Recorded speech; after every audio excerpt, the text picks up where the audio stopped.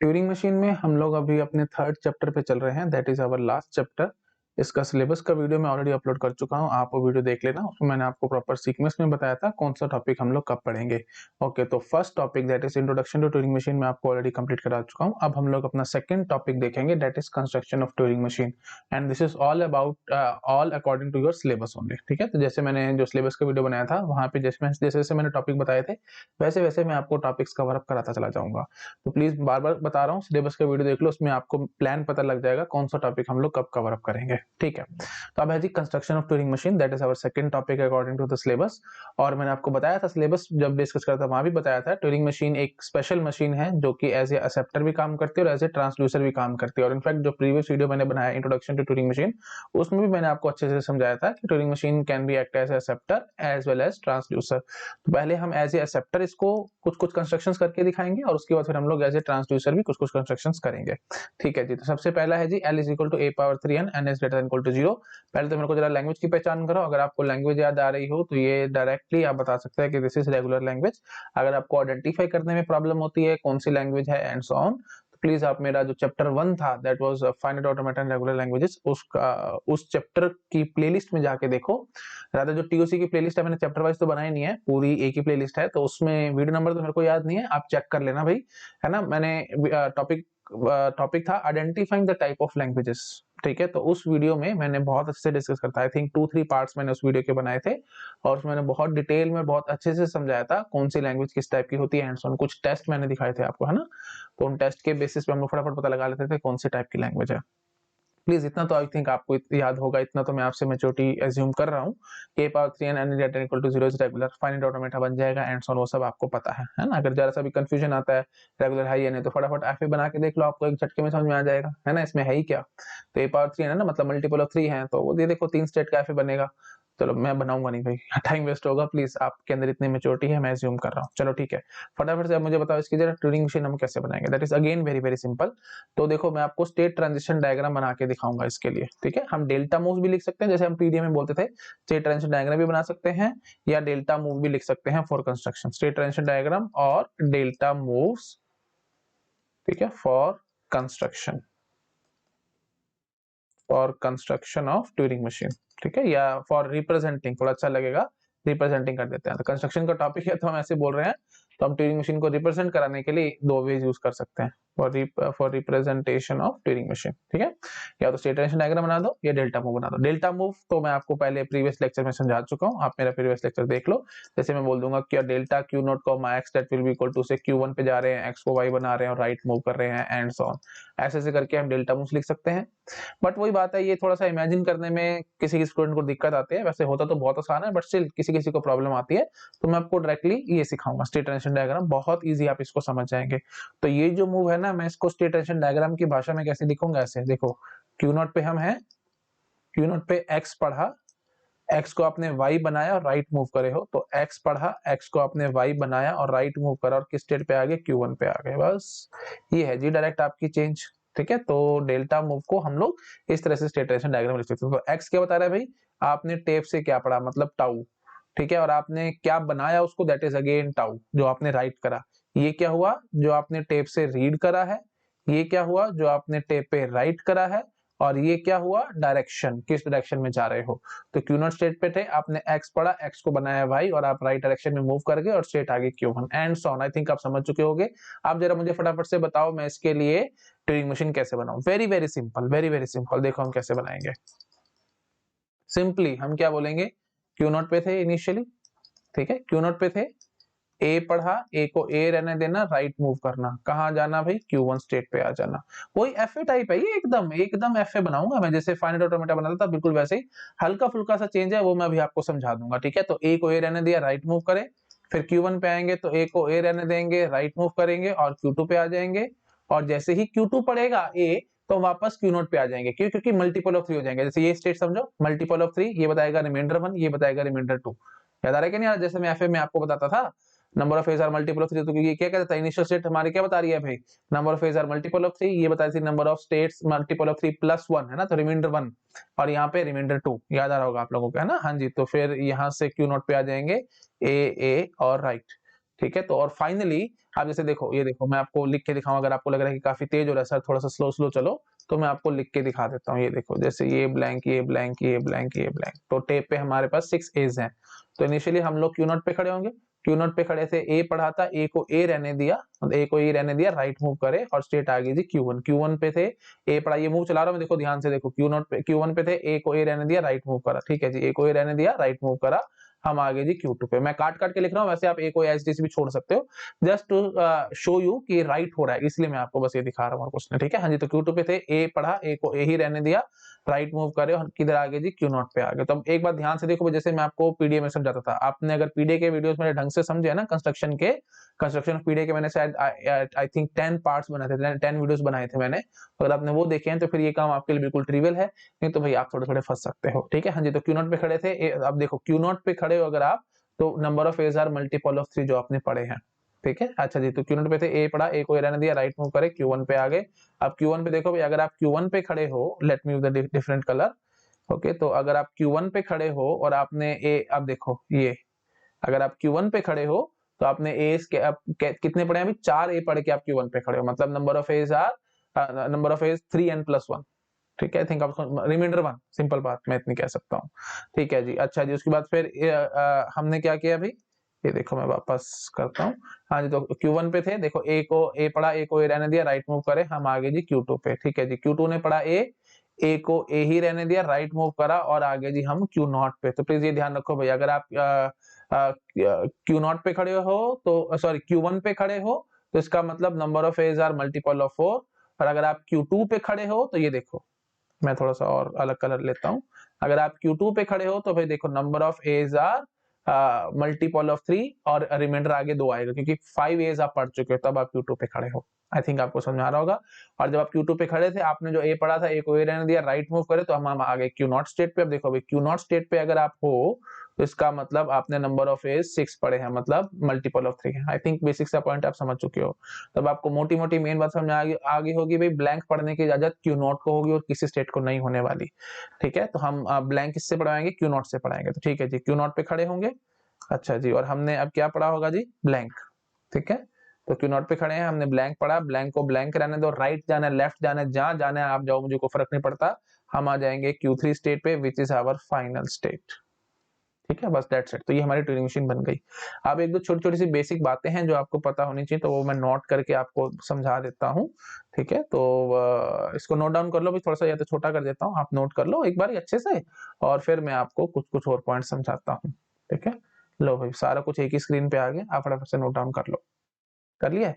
चलो, अब देखो, अब मैं आपको नोट में समझाता हूँ कुछ बेसिक से पॉइंट्स। इसमें खास बात देखो भी, मैंने जब फाइनल स्टेट पे आ गया हूं तो यहाँ पे मैंने कोई ट्रांजिशन नहीं दी है, तो ये कोई मतलब बाय चांस वाली या इत्तेफाक की बात नहीं है, हमने करना ही नहीं है, तो प्लीज ध्यान रखना। नोट में पहला पॉइंट आपको क्या समझ में आएगा, देखो मैं चाहता तो जो मैंने इनिशियल वीडियो बनाया था ना, इंट्रोडक्शन ऑफ ट्यूरिंग मशीन में, वहां पे सारी बातें कर लेता, लेकिन मैंने अभी करी नहीं थी क्योंकि मैंने कंस्ट्रक्शन आपको कराई नहीं थी। तो कंस्ट्रक्शन कर लिया, तो जो कुछ और इंपॉर्टेंट पॉइंट्स हैं वो मैं आपके साथ डिस्कस कर रहा हूँ। तो पहला इंपॉर्टेंट पॉइंट क्या है भाई, no transition should be given on final state, no transition on final state, short में मैं लिख देता हूं, ठीक है। फाइनल स्टेट पे आपको कोई ट्रांजिशन नहीं देनी है, और अगर आपने दे भी दी ना तो वो इग्नोर कर दी जाएगी, मतलब वो ट्रांजिशन चलाई नहीं जाएगी, ठीक है। तो if transition on final state is given then it will be ignored, it will be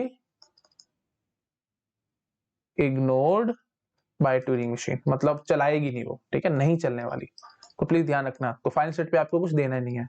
तो अब यहीं से आपको एक बात समझ में आ गई होगी कि अगर फाइनल स्टेट पे आ चुके हो तो string will B blindly accepted, मतलब चाहे पूरा स्ट्रिंग पढ़ा हो या ना पढ़ा हो, हमारा स्ट्रिंग एक्सेप्ट हो जाएगा।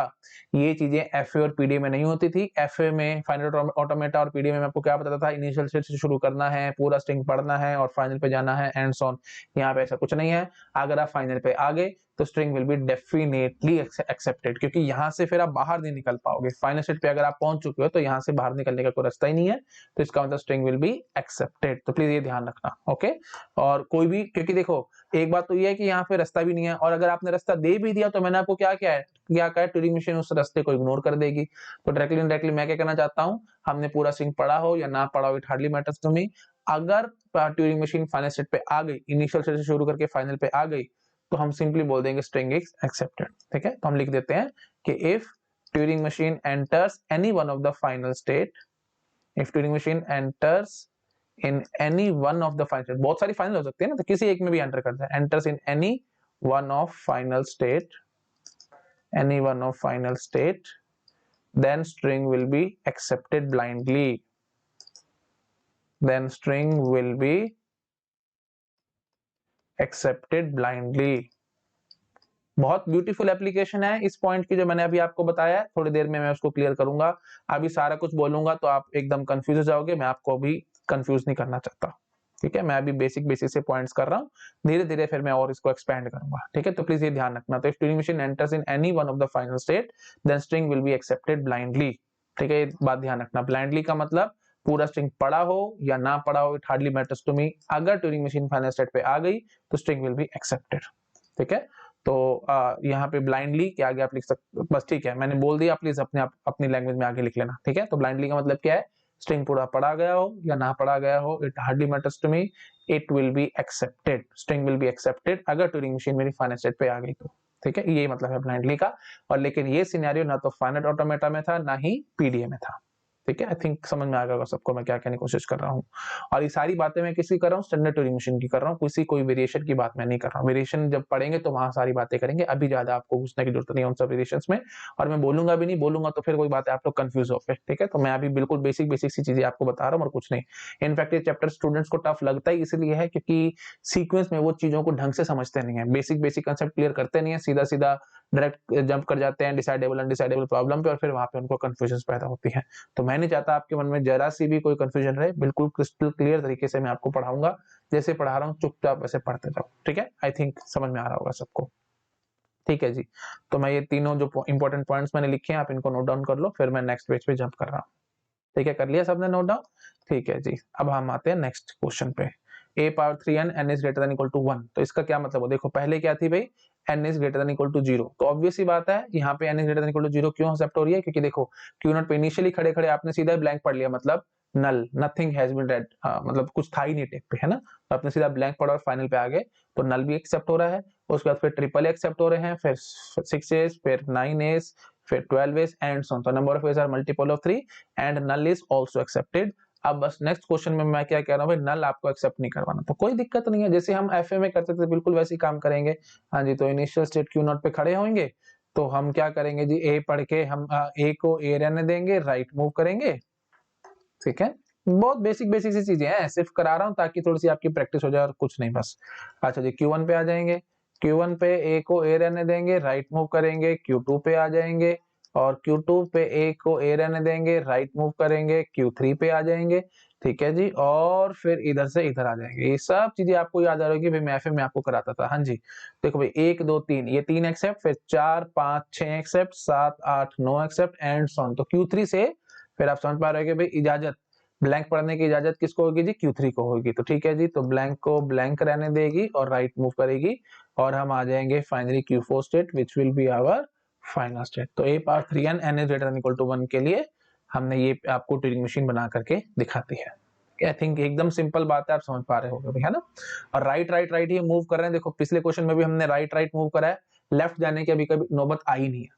ठीक है, तो अभी वो भी मैं एक्सप्लेन करूंगा कि क्यों नहीं आ रही है, आराम से धीरे धीरे स्टेप बाय स्टेप अभी चलते हैं, ज्यादा नहीं बोलता मैं। ठीक है, तो राइट मूव कर करके ही हमारा सारा काम होता चला जा रहा है, जैसे एफए में चल रहा था, यहाँ पे भी आपको समझ में आ रहा होगा भाई, राइट मूव करते चले जा रहे हैं, और आखिरी में अगर Q3 ने ब्लैंक पढ़ लिया तो हमारा सेक्ट हो जाएगा, अदरवाइज नहीं होगा।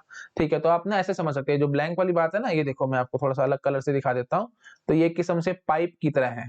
ठीक है, ये बस खींच लेती है अपनी तरफ, खींच लेती है, 3 पढ़ लिया तो खींच लिया, मतलब एक्सेप्ट हो गया। फिर 6, ये देखो 3 के बाद फिर 4 5 6 हो गए तो खींच लिया, 7 8 9 तो खींच लिया, 10 11 और 12, 12 के बाद खींच लिया एंड सो ऑन। तो ये पाइप की तरह अपनी तरफ खींच लेती है। यहाँ पे भी बिल्कुल ऐसे ही था, this was also just like a pipe for you, मतलब पाइप थी ये खींच लेती थी अपने तरफ 1 2 3, मतलब कुछ भी नहीं पड़ा इनिशियली, सीधा ही ब्लैंक पढ़ लिया कि इनिशियल स्टेट पे खड़े खड़े, तो इसका मतलब नल है, तो नल को भी एक्सेप्ट करना था, तो इसलिए इसने अपनी तरफ खींच लिया, फिर 3A खींच लिए, फिर 6A खींच लिए and so on. I think आपको समझ में आ रहा होगा मैं क्या कहने की कोशिश कर रहा हूँ। ठीक है जी, अब देखो ये बहुत सिंपल है अब आपके लिए, अब आप एक झटके में इसको सॉल्व करते होगे। बताओ भाई, a power 3n plus 1 such that n is greater than equal to 0। बहुत सिंपल है भाई, देखो इनिशियल स्टेट ये रही हमारी Q0, ठीक है जी, a को a रहने देंगे, राइट मूव करेंगे, Q1 पे आएंगे, फिर वही बात a को a रहने देंगे, राइट मूव करेंगे, Q2 पे आएंगे, और यहाँ पे वापस a को a रहने देंगे, राइट मूव करेंगे। अब देखो भाई 3n plus 1 था, रिमाइंडर 1, तो ये याद करो भाई, ये रिमाइंडर 0, रिमाइंडर 1, रिमाइंडर 2, तो रिमाइंडर 1 से पाइप पाइप वाली बात आएगी, तो मैं यहाँ से सीधा ऐसे पढ़ूंगा, ब्लैंक को ब्लैंक रहने दूंगा, और राइट जाना लेफ्ट जाना जहां जाना जाओ, हम लोग आ जाएंगे जी Q3 state, that is our final state. ठीक है, तो प्लीज ध्यान रखना।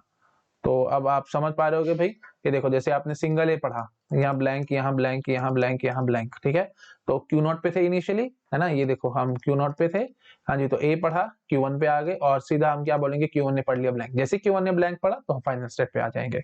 अच्छा जी, अब ये देखो जी ए ब्लैंक और ये ब्लैंक, ठीक है, Q0 पे थे, ए पढ़ा, हाँ जी, तो कहाँ आ गए जी, Q1 पे आ गए, लो जी Q1 पे आ गए, Q1 ने पढ़ा ए, तो ए को ए रहने दिया, राइट मूव करे और आ गए जी Q2 पे। अब Q2 ने पढ़ा ब्लैंक, Q2 ने ब्लैंक, तो मैंने आपको पता है मैंने इजाजत ही नहीं दी Q2 को ब्लैंक पढ़ने की, तो सीधी सी बात है स्ट्रिंग विल बी रिजेक्टेड, है ना, क्यों, क्योंकि सीधी सी बात है हमने पूरा स्ट्रिंग पढ़ भी लिया और उसके बावजूद भी हम लोग फाइनल स्टेट पे नहीं आए, हम लोग कहाँ पे हॉल्ट कर रहे हैं, एक नॉन फाइनल स्टेट पे हॉल्ट कर रहे हैं, क्यों, क्योंकि डेड कॉन्फ़िगरेशन है, तो Q2 पे हम लोग खड़े रहेंगे, यहाँ से ट्यूरिंग मशीन हिलने नहीं वाली, क्योंकि Q2 पे इसने ब्लैंक पढ़ लिया।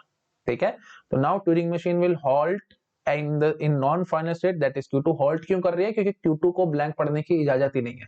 जब Q2 को ब्लैंक पढ़ने की इजाजत ही नहीं है, तो Turing machine will halt in non final state, that is Q2, तो hence string will be rejected। I think ये बेसिक सा पॉइंट था, प्लीज ये नोट डाउन कर लेना, भूल मत जाना, भी दिक्कत हो जाएगी, नहीं तो कल को आप लोग खुद ही फंस जाओगे अपनी सारी बातों में, तो प्लीज बहुत ध्यान रखना है। ठीक है, तो स्ट्रिंग रिजेक्ट क्यों हो गया भाई, Q2 ने पढ़ लिया ब्लैंक, तो इसका मतलब डेड कॉन्फ़िगरेशन वाली बात आ गई। ठीक है, तो ये चीज मैंने आपको बहुत बार प्रीवियस लेक्चर में भी समझाई थी, जब मैंने इंट्रोडक्शन ऑफ ट्यूरिंग मशीन बनाया था वीडियो, वहां पे मैंने आपको ढंग से समझाया था डेड कॉन्फ़िगरेशन मतलब रिजेक्ट है ना, तो हम सिंपली रिजेक्ट कर लेंगे, बट फाइनल पे हम ऐसा नहीं होता। अब यहाँ पे ये फाइनल स्टेट पे आप ऐसा नहीं करते कि फाइनल स्टेट पे आप खड़े थे, ये देखो, तो हम लोग Q1 ने पढ़ा था ब्लैंक, तो हम Q3 स्टेट पे आ गए थे, ब्लैंक को ब्लैंक रहने दिया था, राइट मूव करे थे, और हम लोग Q3 स्टेट पे आ गए थे, and Q3 was our final. तो अब ये नहीं कहोगे Q3 पे पढ़ा ब्लैंक तो वो तो आपने मूव नहीं दिया एंड सो ऑन, कोई टेंशन वाली बात नहीं है अभी। फाइनल स्टेट पे आने का मतलब स्ट्रिंग इज एक्सेप्टेड ब्लाइंडली, मैंने आपको बहुत बार थोड़ी देर पहले भी समझाया था। ठीक है, तो प्लीज ध्यान रखना है आप लोगों को। तो डेड कॉन्फ़िगरेशन की कहानी नॉन फाइनल स्टेट पे होती है, फाइनल स्टेट पे डेड कॉन्फ़िगरेशन की कोई कहानी नहीं होती, प्लीज ध्यान रखना। ठीक है, तो dead configuration, the concept of dead configuration मैं लिख देता हूँ प्लीज, ये जो जो पॉइंट्स मैं लिखता जा रहा हूँ ना भाई, ये आपको बहुत दिक्कत में फंसा सकते हैं अगर आपने उनको ढंग से नहीं पढ़ा तो concept of dead configuration on non-final states only, on non-final states।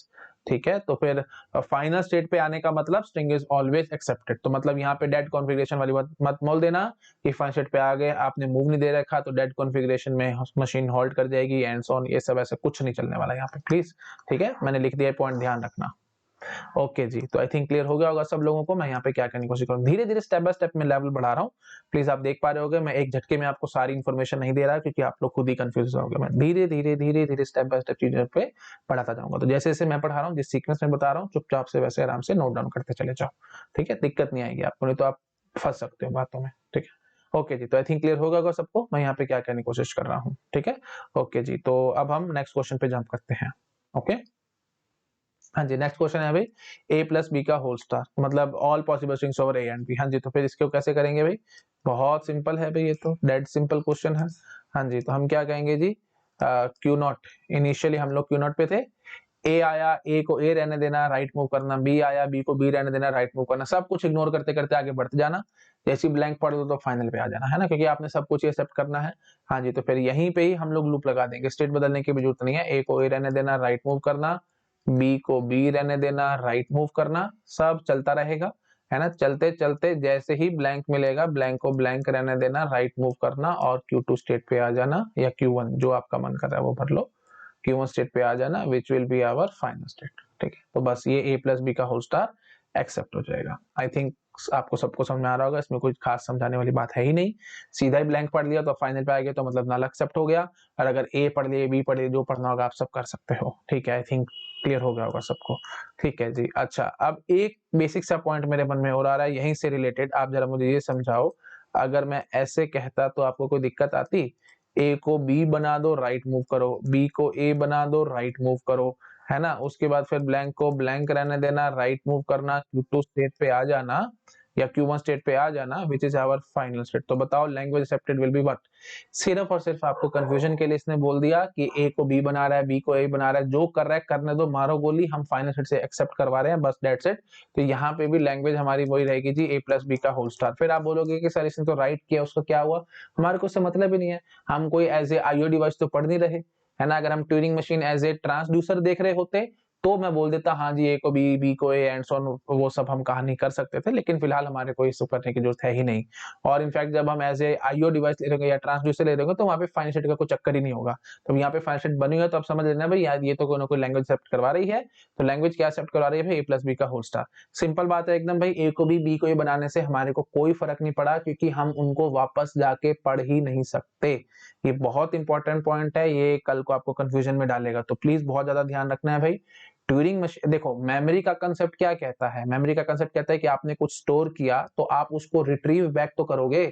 अगर आप स्टोर करके चले गए, उसको सारी उम्र आप देखते नहीं हो, तो फिर वो मेमोरी काहे की हुई? बात समझ रहे हो? हमने नो डाउट ए को बी बना करके टेप पे स्टोर कर दिया, बी को ए बना करके टेप पे स्टोर कर दिया, तो कर दिया ना भाई, हम उसको दोबारा से यूज तो नहीं कर रहे, मतलब उसको दोबारा से रीड तो नहीं कर रहे ना, बस हमारी बात खत्म है। तो यहाँ पे टेंशन मत लेना भाई कोई लैंग्वेज चेंज हो जाएगी एंड सो ऑन, ऐसा कुछ नहीं होने वाला, सेम टू सेम हमारी लैंग्वेज रहेगी। ठीक है, आई थिंक सबको समझ आ रहा होगा मैं क्या कहने की कोशिश कर रहा हूँ। ये बात समझ में आई है ना भाई? ये देखो, तो ये टेप है, ठीक है, ये ए पढ़ा आपने, इसको बी बना दिया, अब आप आगे चले गए, फिर आप पीछे आके इस बी को पढ़ो ना भाई, कम से कम एक बार तो इस बी को पढ़ो, तब तो मैं कहूंगा कि मेमोरी का कंसेप्ट है भाई, आपने स्टोर किया तो आपने उसको पढ़ा भी है। ठीक है, अगर आपने उसको पढ़ा ही नहीं तो फिर स्टोरेज का कंसेप्ट क्या, फिर मेमोरी का कंसेप्ट ही क्या? जस्ट लाइक दैट कि आपने कॉपी में कुछ नोट्स बना लिए, नो डाउट आपने अपने सेटिस्फेक्शन के लिए बना लिए, लेकिन उसको रिवाइज ही नहीं करा, उसको कभी जिंदगी में उठा के पढ़ा ही नहीं, तो फिर फायदा क्या हुआ आपका लिखने का? छोड़ देते ना, लिखते ही ना, लिखा ही क्यों जब आपने उसको पढ़ना नहीं था? तो फिर वही बात है, मैं यहाँ पे भी ये चीज कहना चाह रहा हूँ, रीडर हेड ने लिखा ही क्यों जब आके उसने दोबारा पढ़ना ही नहीं है इसको, तो फिर मेमोरी कुछ है ही नहीं। ठीक है, इट्स जस्ट लाइक गार्बेज, आप इसको उड़ा सकते हो। जैसे रजिस्टर पे आपने कुछ कुछ नोट्स बना लिए, उसको सारी उम्र उठा के देखना ही नहीं है, सिर्फ एक बार नोट्स बना उसको छोड़ दिए, तो फिर वो गार्बेज है ना, रख दिया उसको उठा के फेंक देना बाहर। आई थिंक आप समझ रहे हो मैं क्या कहने की कोशिश करता हूँ। प्लीज ध्यान रखना, मेमोरी का कंसेप्ट तब आता है जब एक बार रीडर हेड ने कुछ राइट करा, राइट करने के बाद आके उसको रीड भी करे। अब यहाँ पे रीड कर ही नहीं रहा तो उसको मारो गोली, आप इसकी टेंशन मत लेना, language will be a plus b का होल स्टार ओनली। और इनफैक्ट अगर आप और कंफ्यूजन भी पैदा कर सकते थे, ये देखो, ये क्या करते ना, बी को बना देते 0, ए को बना देते 1, तो फिर आपसे पूछते लैंग्वेज एक्सेप्टेड विल बी 0 + 1 का होल स्टार, 0 + 1 का होल स्टार। महा बकवास बात, अभी ऐसा नहीं हो रहा, हमारी language accepted is a plus b का होल स्टार ओनली। ठीक है, ये ऐसे, ये इससे कोई फर्क नहीं पड़ रहा, बी को 0 बना रहे हो, ए को 1 बना रहे हो, आप चल कर रहे हो, सिर्फ और सिर्फ राइट चल रहे हो, लेफ्ट आकर के 0 या 1 को पढ़ते नहीं हो। पढ़ते नहीं हो तो फिर भैया हम उसको करेंगे क्या? वो तो सब बकवास होगी बातें, लिख लिख के छोड़ते जाओ, छोड़ते जाओ, छोड़ते जाओ, लिख लिख के छोड़ते जाओ, तो उससे क्या मिलेगा आपको? कुछ नहीं मिलेगा। आके पढ़ना जरूरी था, पढ़ा नहीं तो बस वही बात खत्म होगी। ठीक है, तो आई थिंक मैंने काफी बार रिपीट कर दिया, आपको समझ आएगा होगा मैं यहाँ पे क्या कहने की कोशिश कर रहा हूँ। ठीक है जी, अगले क्वेश्चन पे मैं जंप कर रहा हूँ, इसको नोट डाउन कर लो, करो जंप लो। नेक्स्ट क्वेश्चन है अभी ए प्लस बी का whole star. This is very very important question, इससे आपको बहुत कुछ नई नई बातें समझ में आएंगी, तो प्लीज बहुत ध्यान से समझना। ए प्लस बी का होल स्टार तो बहुत सिंपल है भाई, आप जो इनिशियली जो आपको अब तक नॉलेज है आप उसके हिसाब से कैसे बनाओगे भाई?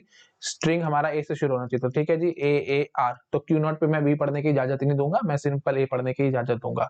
फिर हम आ जाएंगे जी Q1 स्टेट पे। ठीक है जी, अच्छा जी, Q1 स्टेट पे हम क्या कहेंगे जी, अब ए प्लस बी का होल स्टार है, मतलब कुछ मर्जी आ जाए कोई फर्क नहीं पड़ता, तो ए को ए रहने देना, राइट मूव करना, बी को बी रहने देना, राइट मूव करना, और जब सब कुछ खत्म हो जाए मतलब ब्लैंक, तो ब्लैंक को ब्लैंक रहने देना, राइट जाना, लेफ्ट जाना, जहां जाना जाओ, आप Q2 फाइनल स्टेट पे आ जाओगे। This is my you can say simple Turing machine, जो कि स्टार्टिंग विद ए, और it will accept all the strings over a and b which starts with a. मैं आपकी बात मानता हूँ, बिल्कुल फर्स्ट क्लास है। Okay, but what about this case, अगर मैं आपको ये कह देता Q0, ए को ए रहने दो, राइट मूव करो और Q1 पे आ जाओ, which is our final state, ये क्या करेगी? 100% प्लीज ध्यान रखना, ये और ये एकदम बराबर है। क्यों? क्योंकि एक आपने शुरू में बस एक ए पढ़ लिया, उसके बाद आपने ए को ए रहने दिया, राइट मूव करा, आप फाइनल स्टेट Q1 पे आ चुके हो। अब मारो गोली आगे क्या था और क्या नहीं था, यही सबसे बेस्ट जो एग्जांपल है जो मैं आपको यहाँ पे देखो, मैंने वहां पे भी एग्जांपल दिया था ना, दिया नहीं था ना आपको, मैंने सिंपल क्या कि भाग गया था कि मैंने कहा था बाद में आगे करूंगा कि if Turing machine enters in any one of the final state then string will be accepted blindly.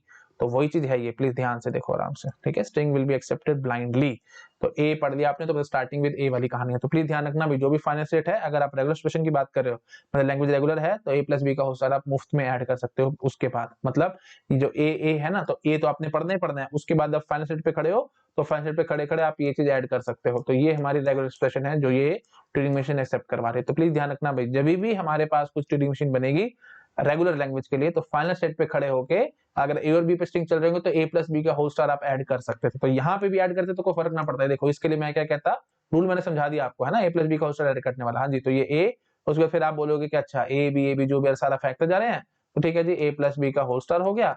अब आप फाइनल पे आ चुके हो, तो फाइनल पे आने के बाद आप फिर से एक ये ऐड कर सकते थे, है ना। तो मैंने जनरल रूल समझा दिया आपको, रेगुलर में ऐसे करना होता है। हाँ जी, तो ए प्लस बी का होल स्टार आगे ऐड हो जाएगा। हाँ, स्ट्रिंग देख लेना भाई, स्ट्रिंग किस पे चल रहा है, प्लीज ये चीज यहाँ मत बोल देना कि सर यहाँ पे भी ए प्लस बी का होल स्टार ऐड कर दो, नहीं, यहाँ पे हम ऐसे ऐड नहीं कर सकते, ठीक है। तो थिंक समझ में आ रहा होगा सबको, मैं यहाँ पे क्या करने की कोशिश करूँ, क्योंकि हम सिंगल ए पे चल रहे, ए पे स्ट्रिंग था ना, इसलिए, ठीक है। थिंक समझ में आ रहा होगा सबको। और ठीक है, और बराबर इसमें हमने ब्लैंक भी पढ़ा है ना, तो ब्लैंक पढ़ा है तो फिर तो वही बात है, आगे ब्लैंक के आगे फिर हम कैसे ऐड करेंगे, है ना, सिमिलरली।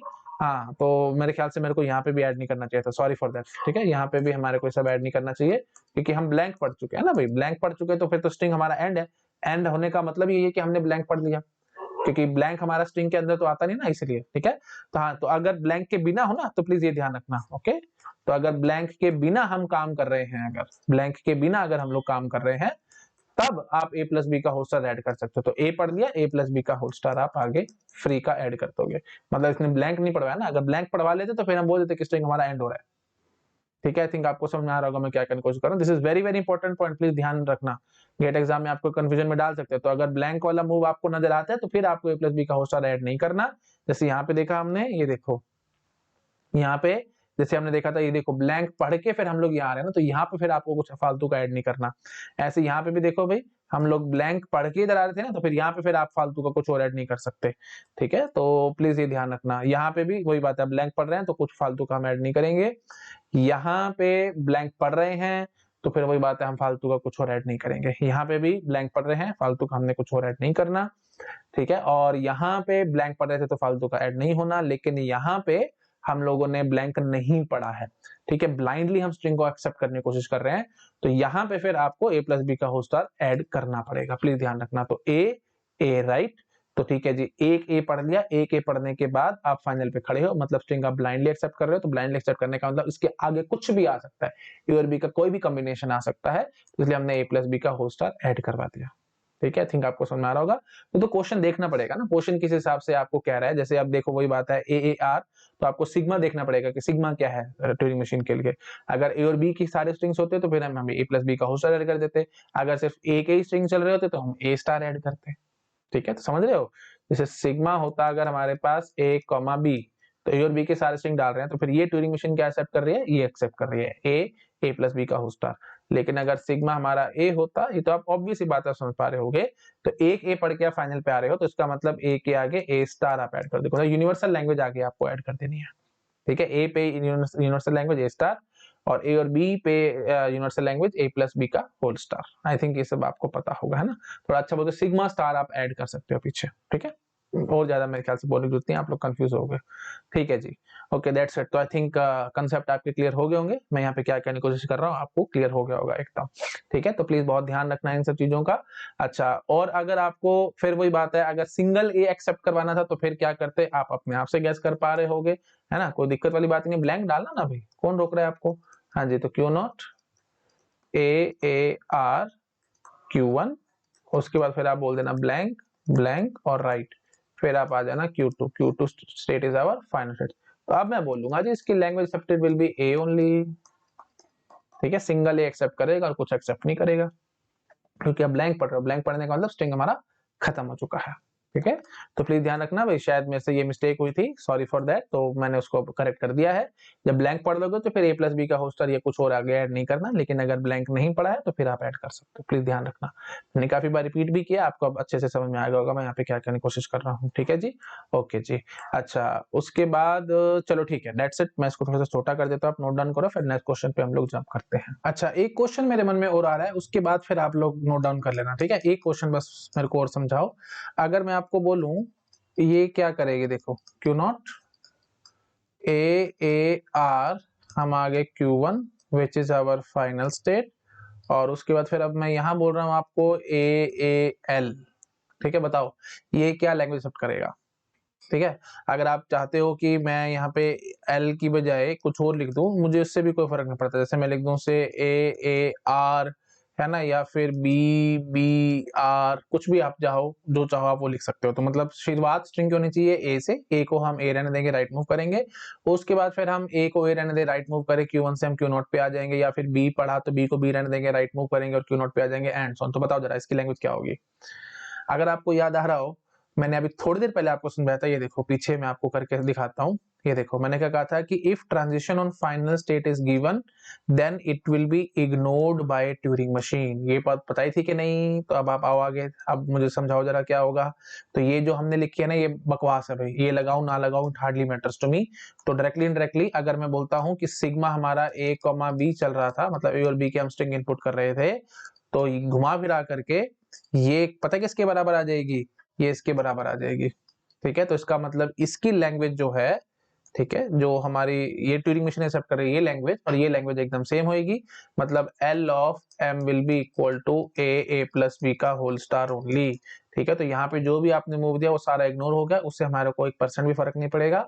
हम बस ऐसी बात बोलेंगे, इनिशियल सेट पे खड़े हैं, हमने ए पढ़ लिया, ए को ए रहने दिया, राइट मूव करा, बस Q1 पे आ गए। Q1 मतलब फाइनल सेट, तो हम ब्लाइंडली स्ट्रिंग को एक्सेप्ट कर देंगे, और उसके बाद जो मर्जी आता रहे, हमारे को फर्क नहीं पड़ने वाला। ठीक है, हमारा जो language accepted will be but a पढ़ लिया, उसके बाद खत्म, आंखें बंद है आपकी, जो आता है तो दैट मींस नथिंग बट ए और ए प्लस बी का होल स्टार। तो वही हमने कर दिया, जैसे मैं आपको अभी पहले समझाया था, बार बार वही चीज बार बार बता रहा हूँ आपको।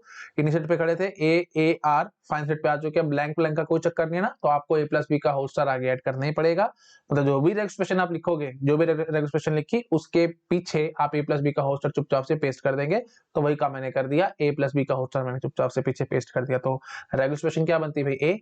ठीक है, तो ए हमने पढ़ा सिंपली, तो ए और उसके पीछे ए प्लस बी का होल स्टार कॉपी पेस्ट हो गया, बस दैट्स इट। ठीक है, तो ये हमारी लैंग्वेज है। प्लीज ध्यान रखना इस टाइप की गलतियां गेट एग्जाम में नहीं होनी चाहिए आपसे, ये दोनों एकदम सेम काम कर रही हैं, ध्यान रखना। ठीक है, ओके जी। अच्छा, अब देखो एक एक बस लास्ट मेरे और मन में आ रहा है, उसके बाद मैं ओवर करूंगा। पता नहीं आप भी बोलोगे कि सर ये एक एक आप करते रह जाते हो, है ना, ओवर नहीं होती बातें, बट स्टिल वही बात है, क्योंकि जैसे जैसे मैं पढ़ाता जाता हूँ ना, वैसे पॉइंट्स मेरे मन में आते जाते, तो मैं नहीं चाहता कि कोई पॉइंट आपका स्किप हो जाए, इसीलिए मैं बस और कुछ कुछ बातें आपको बता देता हूँ। देखो भाई, मैं इसको थोड़ा सा नीचे बनाता हूँ, ठीक है, ताकि थोड़ी सी जगह बच जाए हमारे पास। हाँ जी, यहाँ बनाता हूँ मैं। देखो मैं बोलता हूँ Q0 which is our initial state, तो मैं यहाँ बोलता हूँ जी ए आर। ठीक है जी, ए को ए रहने दिया, राइट मूव करा।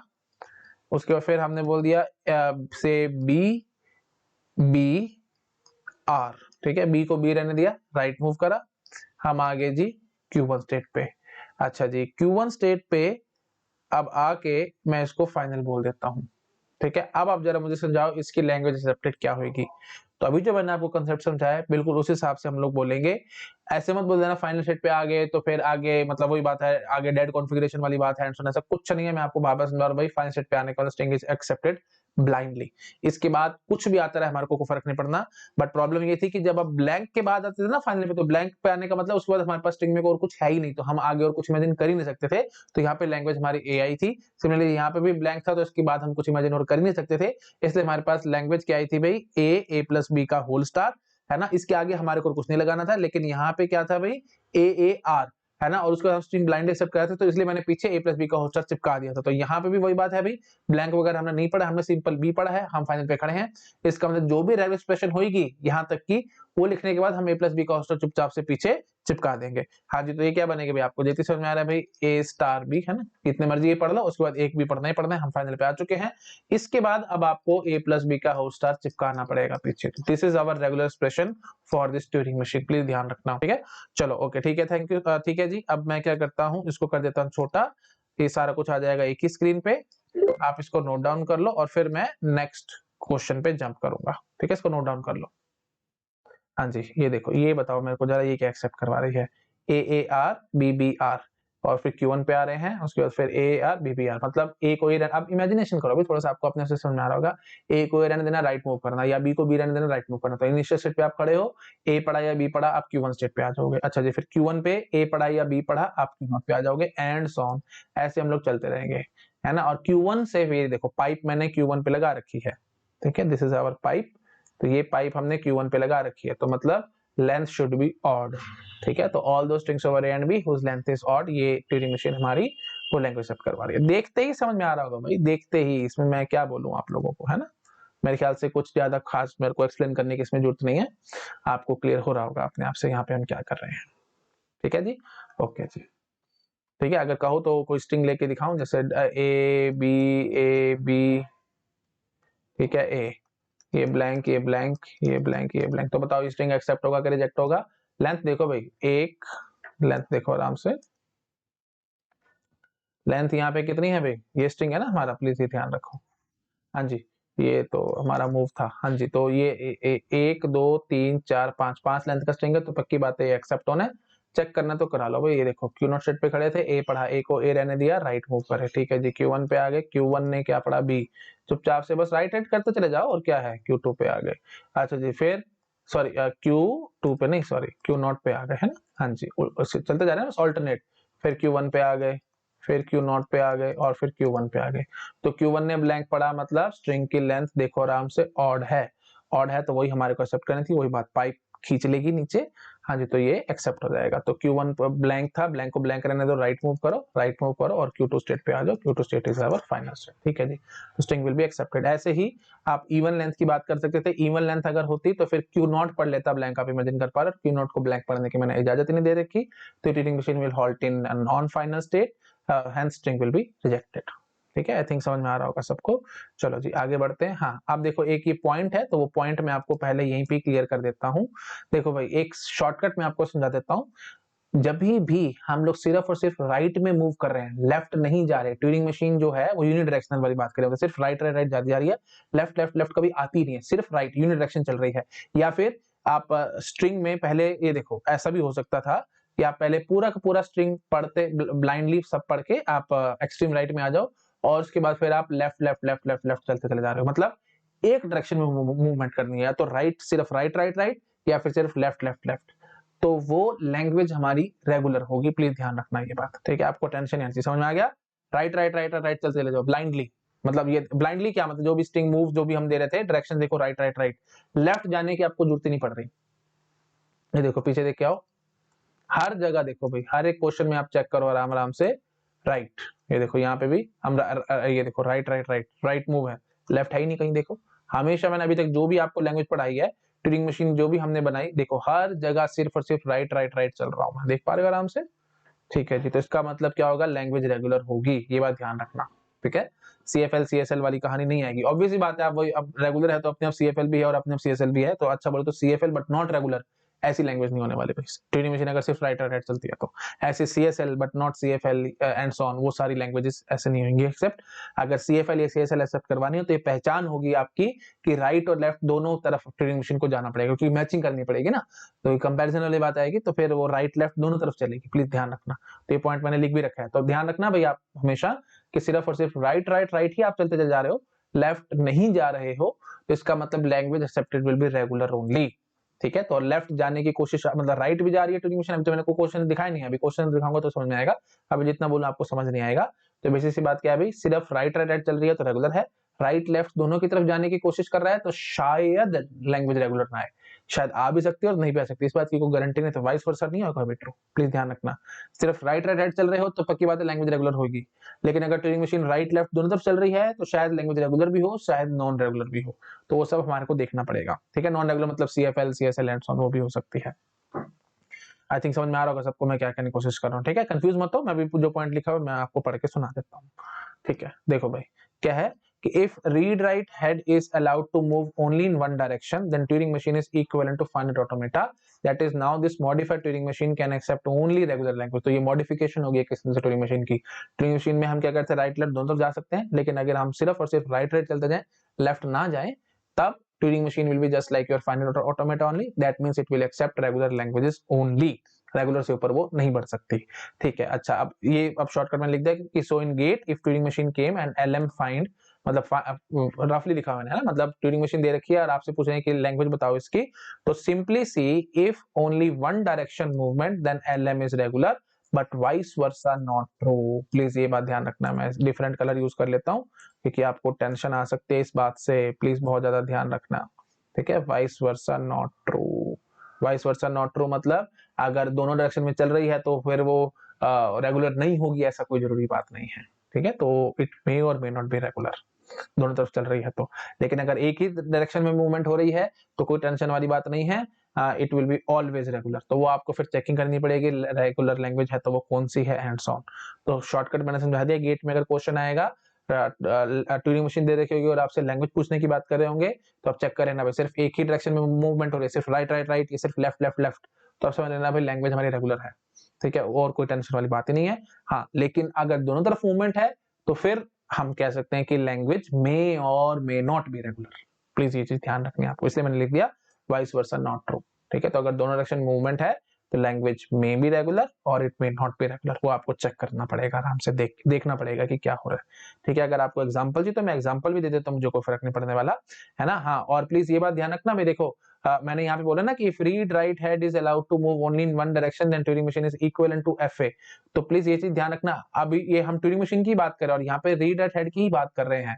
तो जैसे मैंने अभी आपको थोड़ी देर पहले समझाया था कि देखो हमने ए को बी बना लिया या कुछ भी कर लिया, इससे हमारे को कोई फर्क नहीं पड़ने वाला भाई. लैंग्वेज की टाइप चेंज नहीं होगी क्योंकि हम उसको वापस आके पढ़ेंगे तो नहीं ना. मैंने आपको अभी थोड़ी देर पहले समझाया भी था. याद आ रहा है कि नहीं आ रहा?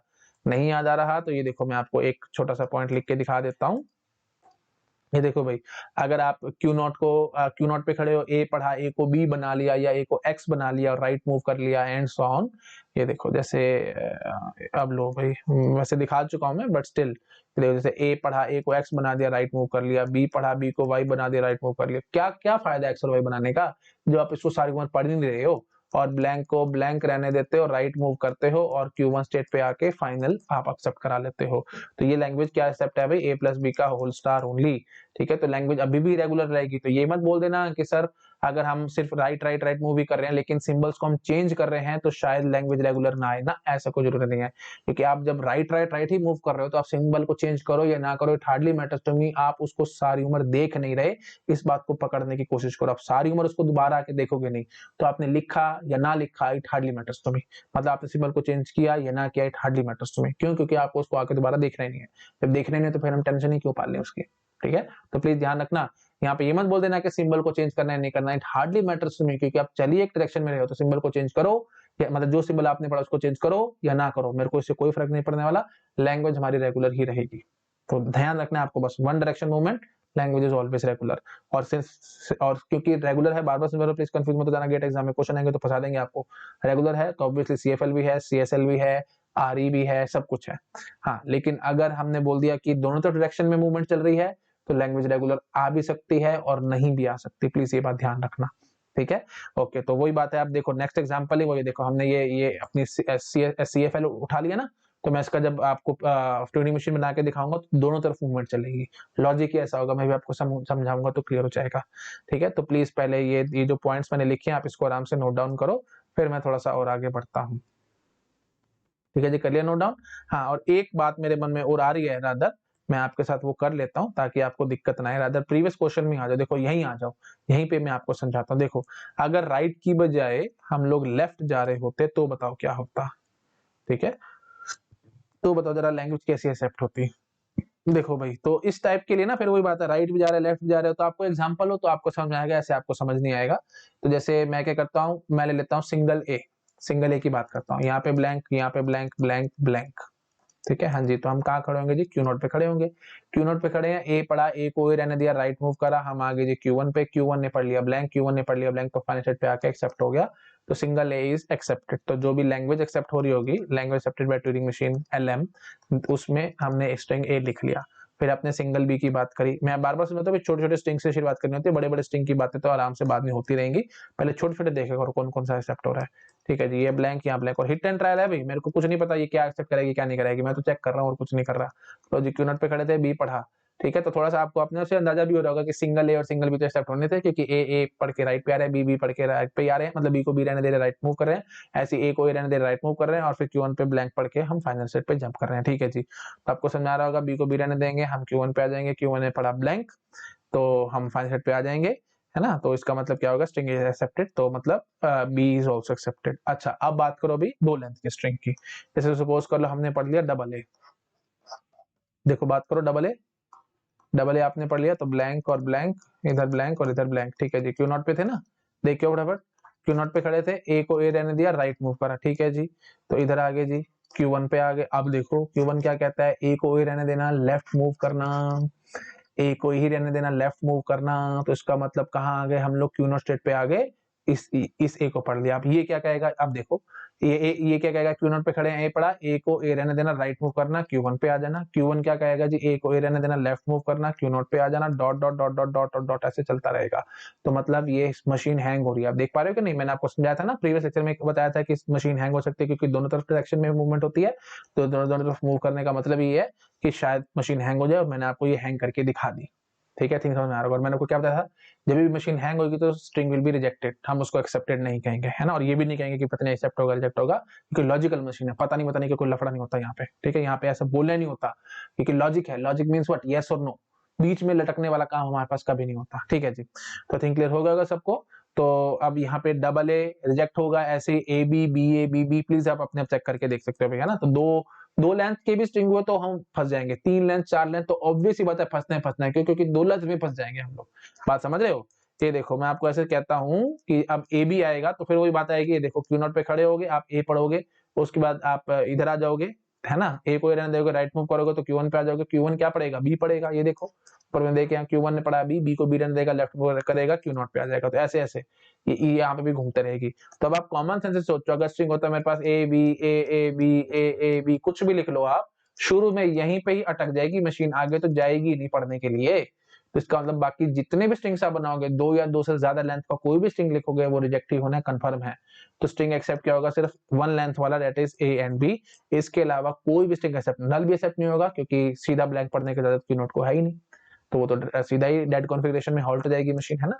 तो ए और बी सिर्फ 2 ही स्ट्रिंग है जो एक्सेप्ट कर रही है। अब प्लीज ये ध्यान से देखो, यहाँ पे क्या करा है मैंने, लैंग्वेज में सिर्फ 2 स्ट्रिंग है, मतलब लैंग्वेज इज रेगुलर, और रेगुलर है, और देखो यहाँ पे दोनों तरफ मूवमेंट भी है। तो इसलिए मैंने आपको ये समझाया था कि वाइस वर्सा नॉट ट्रू। तो प्लीज ये बात बहुत ध्यान रखनी है आपको, कि अगर दोनों तरफ मूवमेंट चल रही है ना ट्यूरिंग मशीन में, तो शायद वो लैंग्वेज रेगुलर एक्सेप्ट करवा जाए। ऐसे नहीं बोलना था कि लैंग्वेज रेगुलर होनी नहीं है ना, ऐसे नहीं, इसलिए मैंने ढंग से लिखा था कि वाइस वर्सा नॉट ट्रू। ठीक है, तो थिंक समझ में आ गया होगा भाई, यहाँ पे दोनों डायरेक्शन में मूवमेंट चल रही है और मशीन हमारी हैंग भी हो रही है, और स्टिल इसको उसके बावजूद जो लैंग्वेज एक्सेप्ट हो रही है दैट इज रेगुलर ओनली। ठीक है, आई थिंक क्लियर होगा सबको मैं यहाँ पे क्या कहने की कोशिश कर रहा हूँ। तो प्लीज बहुत ध्यान रखना है।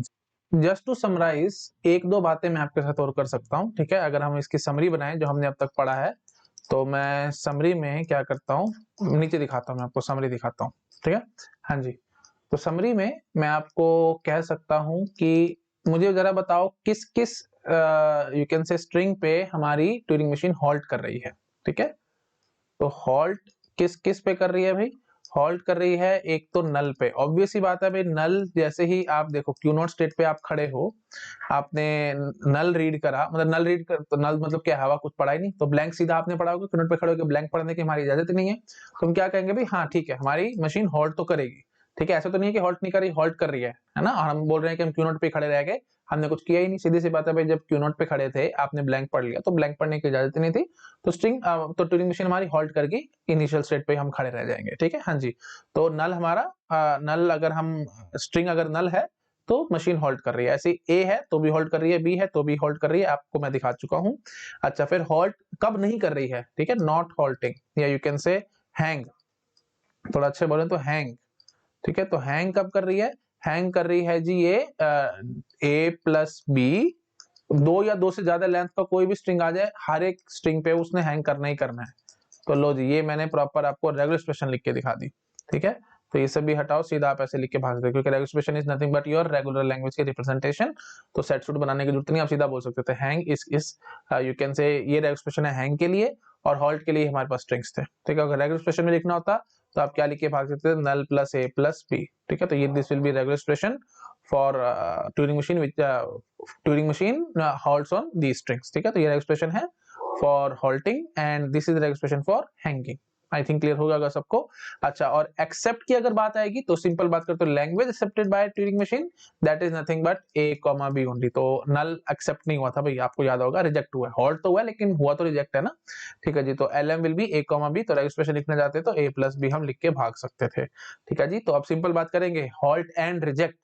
तो हॉल्ट एंड रिजेक्ट ये मैं आपको इसलिए बता रहा हूँ क्योंकि गेट एग्जाम में क्वेश्चन आ जाएगा, आप फंस जाओगे भाई, ट्यूरिंग मशीन देकर के आपसे ये सब चीजें पूछ सकता है। तो हॉल्ट एंड रिजेक्ट के लिए सिर्फ और सिर्फ नल है, तो नल ऐसे लिख के भाग दो, एक्सप्रेशन ये चल जाएगा, है ना। और अगर आप एज ए लैंग्वेज लिखना चाहते थे तो लैंग्वेज ऐसे लिख के भाग सकते थे, तो ये as a you can say expression read हो जाता। और अगर आप ऐसे लिख के जाते तो ठीक है जी, this is your normal language. Language मतलब सेट है जिसके अंदर सिर्फ एक स्ट्रिंग है, that is null. I think समझ पा रहे हो। तो बेसिक बेसिक से पॉइंट्स है, मैं आपको final format and regular language chapter में ये सब चीजें बहुत बार समझाया, 1 लाख 1 बार सब समझा रखा है मैंने आपको, ठीक है जी। तो आपको याद आ रहा होगा, ठीक है जी। तो हॉल्ट इन सब पे कर रहा है, हैंग इन सब पे कर रहा है, language accepted is a comma b that is nothing but a plus b regular expression, halt and reject null, ठीक है। तो आई थिंक समझ में आ रहा होगा सब लोगों को, ठीक है जी। तो अब अगर देखो, अब एक मैं आपको और दिखा देता हूँ एग्जांपल, मेरे मन में आ रहा है, ठीक है। तो ये इसी पे चेंज करूं या नीचे दिखा, चलो नीचे दिखाता हूँ, कोई दिक्कत नहीं, नीचे दिखाता हूँ, ठीक है जी। तो आई थिंक समझ में आ गया होगा सब लोगों को। तो यहीं से ही आपको बेसिक सा पॉइंट समझ में आ रहा होगा कि जो हॉल्ट हो रहा है ना, ट्यूरिंग मशीन हॉल्ट जहां पे कर रही है, वो जो लैंग्वेज है वो पक्की बात है that will B subset of the language accepted by Turing machine. क्यों? क्योंकि लैंग्वेज एक्सेप्टेड का मतलब हॉल्ट एंड एक्सेप्ट वाली बात आती है। हॉल्ट में halt and accept, halt and reject दोनों चीजें आ रही हैं, ठीक है। आई थिंक आपको समझ में आ रहा होगा। तो रफली अगर मैं लिखना चाहूँ, रफली मैं ऐसे लिख के भाग सकता था कि L halt that will be subset of L accept या L of M, ठीक है, L of M। तो language accepted by Turing machine M, sorry उल्टा कर दिया मैंने, sorry for that, L of M, ठीक है। L of M will be subset of L of halt, ठीक है। तो जो भी halt करके जो भी मतलब हमारे पास लैंग्वेज आ रही है that will be superset of language accepted by Turing machine, क्योंकि halt में halt and accept, halt and reject दोनों चीजें आ रही हैं, बट एम में हम सिर्फ हॉल्ट एंड एक्सेप्ट की बात करने की कोशिश कर रहे हैं। आई थिंक समझ में आ रहा होगा। थोड़ा और अगर ब्यूटीफुल करना है तो वही बात है, क्वेश्चन सबसे बेस्ट होता है तो क्वेश्चन करना।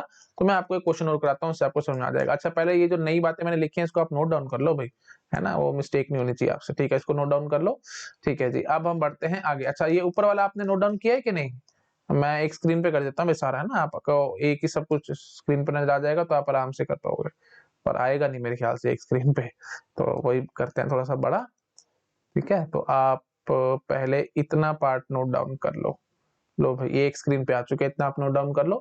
उसके बाद ये समरी वाला पार्ट आप आराम से नोट डाउन कर लो, ठीक है। अब हम आते हैं एक क्वेश्चन और, ठीक है। तो यही कर दूं, इसी में चेंज करने का एक्चुअली मेरा मन नहीं कर रहा, नहीं तो ये वैसे आप नोट डाउन तो कर ही चुके हो, है ना, पर वही बात है, फिर मैं यहाँ चेंज करूंगा ना, फिर ये सारा दिखाना पड़ेगा। तो कोई नहीं, 2 मिनट लगेंगे, फटाफट बना देता हूँ, मुझे कोई दिक्कत नहीं है। बिल्कुल सेम टू सेम है भाई, लैंग्वेज हमारी एकदम सेम टू सेम है, कॉपी पेस्ट, मतलब सॉरी मशीन बिल्कुल ऐसे ही है।